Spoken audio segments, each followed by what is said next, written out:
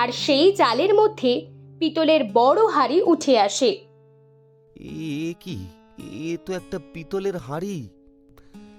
এমন হাঁড়িতে নাকি অনেক সোনা মোহর পাওয়া যায়। আচ্ছা, হাঁড়িটা একবার খুলে দেখি তো। এই বলে ভোলা যেই হাড়ের মুখটা খোলে, বিশাল আকারের জিন বেরিয়ে আসে।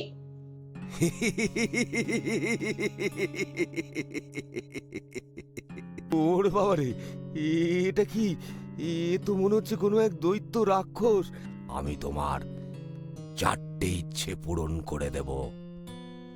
তাহলে এই নাও, এই জালটা তুমি নদীতে ফেললেই একবারে অনেক মাছ পাবে। এত মাছ! যাই তাড়াতাড়ি এগুলো বাড়ি নিয়ে যাই। গিন্নি আজ খুব খুশি হবে। গিন্নি, ও গিন্নি, আরে কোথায় গেলে? ও মা, এত মাছ!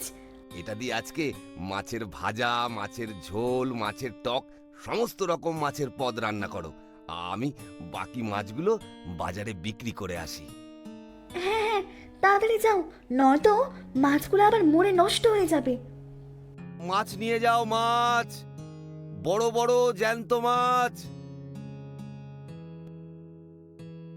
বাহ, এতগুলো টাকা! গিন্নি, ও গিন্নি, আরে দেখো দেখো, আজ মাছ বিক্রি করে কতগুলো টাকা পেয়েছি। এই শোনো, তোমার মতো গাধাকে নিয়ে সংসার করলে আমার সারা জীবন গাধার মতো খেটে মরতে হবে। আর শোনো, কাল সকালে তুমি নদীতে যাবে আর ওই জিনকে ডেকে বলবে আমি বড়লোক হতে চাই, আমি আর এই ছোপড়ি কুড়ে ঘরে থাকতে পারবো না, আমি বাপের বাড়ি চলে যাব আর সারা জীবন ফিরবো না। পরের দিন সকালে ভোলা বেরিয়ে পড়ে নদীতে যাওয়ার জন্য। গিন্নি, আমি নদীতে চললাম।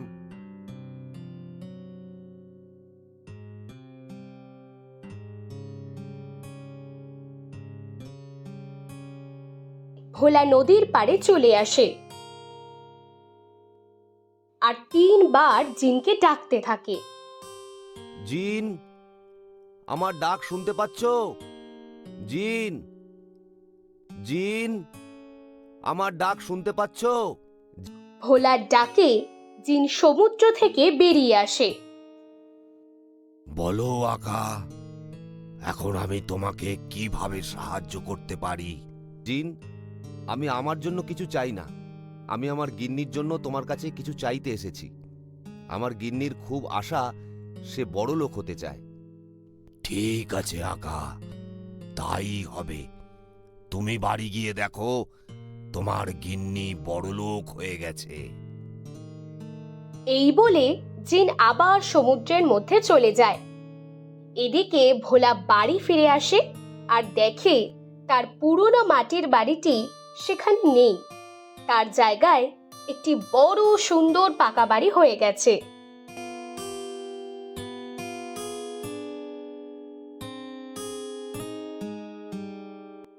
কি গিন্নি, এবার খুশি তো বড় লোক হয়ে? হ্যাঁ, একদম খুশি না হয়ে থাকা যায়? কোথায় ছিলাম ছোপড়ি মাটির বাড়িতে, এখন কত বড় বাড়ি, আমার ভীষণ আনন্দ হচ্ছে। রূপা বিছানায় শুয়ে ভাবতে থাকে, আচ্ছা, জিনের কাছ থেকে আমরা যা কিছু চাইছি তাই পাচ্ছি, কিন্তু এই সামান্য কিছু নিয়ে আমার কি হবে?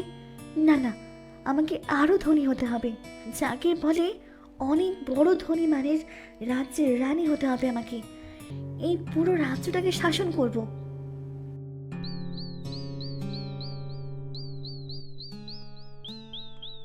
পরের দিন সকালবেলায় রূপা ভোলাকে বলে, এই শোনো, আমার আর এই সামান্য জমিদারনি হয়ে থাকতে ভালো লাগছে না। কি বললে তুমি? সামান্য? এই তো কিছু সময় আগে আমরা ছোট্ট কুড়ে ঘরে দিনগুলো কাটিয়েছি, আর এত বড় পাকা বাড়ি, এত সোনা গয়না, এত সম্পত্তি, এগুলোকে তুমি বলছো সামান্য? হ্যাঁ ঠিক, এগুলো সামান্য, আমি এগুলোর থেকে আরো বেশি কিছু চাই, আমি এই রাজ্যের রানী হতে চাই। তাই তুমি এখনই নদীর পাড়ে যাও, জিনকে বলো আমাকে রানী করতে। গিন্নি, তুমি কিন্তু অনেক বেশি লোভ করে ফেলছো। আমার মনে হচ্ছে তুমি এই লোভ করে নিজের বিপদ ডেকে আনছো। এই শোনো, আমি লোভ করছি না, আমি সুযোগের সঠিক ব্যবহার করছি। আর তুমি আমাকে বেশি জ্ঞান দিতে আসবে না। তাড়াতাড়ি নদীতে যাও।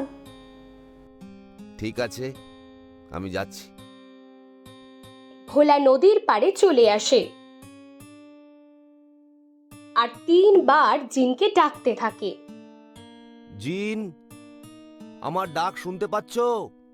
জিন, জিন, আমার ডাক শুনতে পাচ্ছ? ভোলার ডাকে জিন সমুদ্র থেকে বেরিয়ে আসে। বলো আমার আকা, আমি তোমায় কি সাহায্য করতে পারি? জিন, আমার গিন্নি এ রাজ্যের রানী হতে চায়।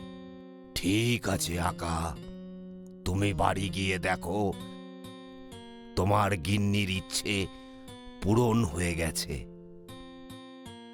এই বলে জিন আবার সমুদ্রের মধ্যে চলে যায়। ভোলা বাড়ি ফিরে এসে দেখে তার বড় পাকা বাড়ির জায়গায় একটি আস্ত বড় রাজপ্রাসাদ হয়ে গেছে।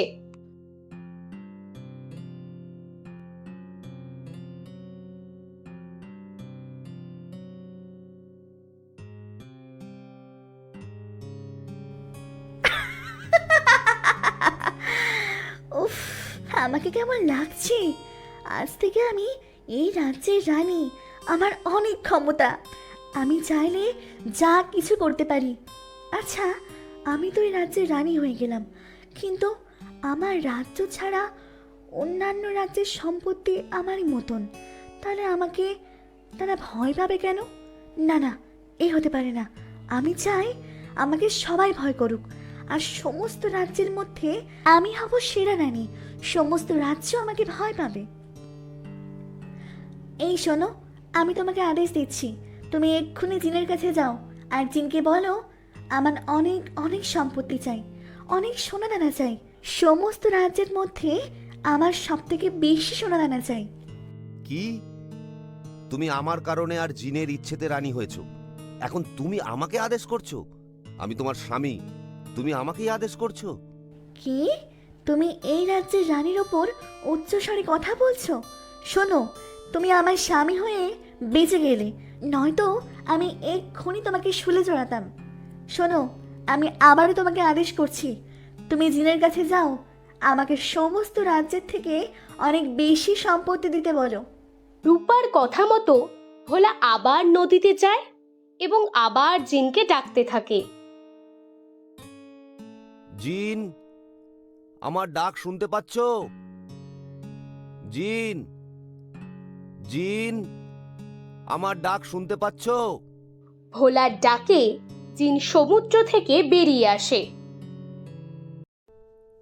বলো আকা, এখন আমি তোমার জন্য কি করতে পারি? জিন আমার গিন্নি আরো ধন সম্পদ চায়, সে সমস্ত রাজ্যের মধ্যে ধনী রানী হতে চায়। তাই হবে আকা, কিন্তু মনে রেখো আকা, এই শেষবার আমি তোমাকে সাহায্য করব। আকা, তোমার গিন্নির চাহিদা দিন দিন বেড়ে যাচ্ছে। আমি জানি না তোমার গিন্নি কত সোনা দানা সম্পত্তি চাইছে, তাই তোমার গিন্নিকে আমি বর দিলাম, এখন থেকে তোমার গিন্নি যা কিছু ছোবে তা সোনায় রূপান্তরিত হবে, আর এটা শুধুমাত্র প্রাণহীন বস্তুর উপর কাজ করবে। ঠিক আছে জিন, তাই হবে।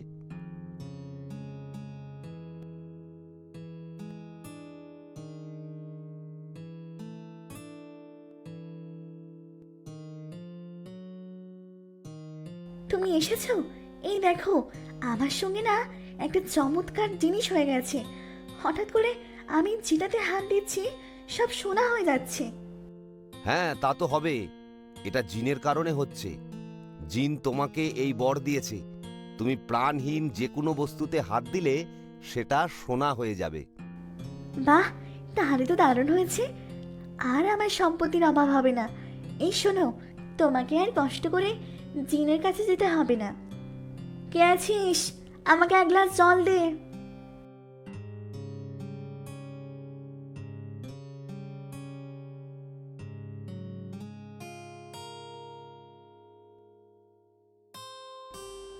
এটা এটা কি হলো?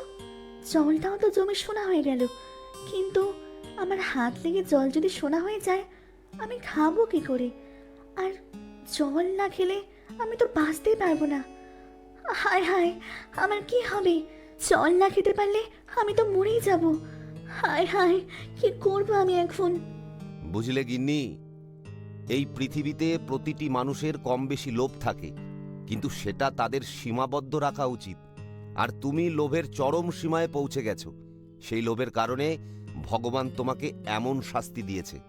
ওগো, তুমি জিনকে গিয়ে বলো আমি এরকম চাই না, আমার বরদান চাই না।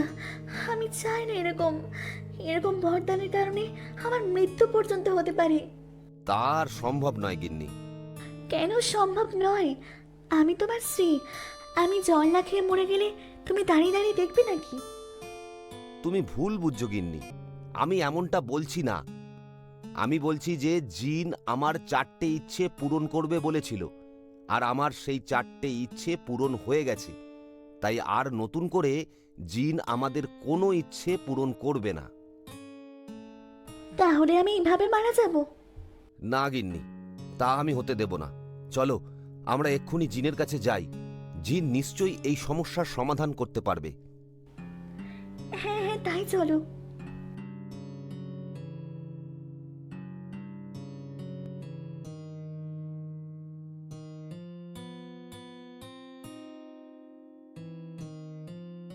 জিন, আমার ডাক শুনতে পাচ্ছ?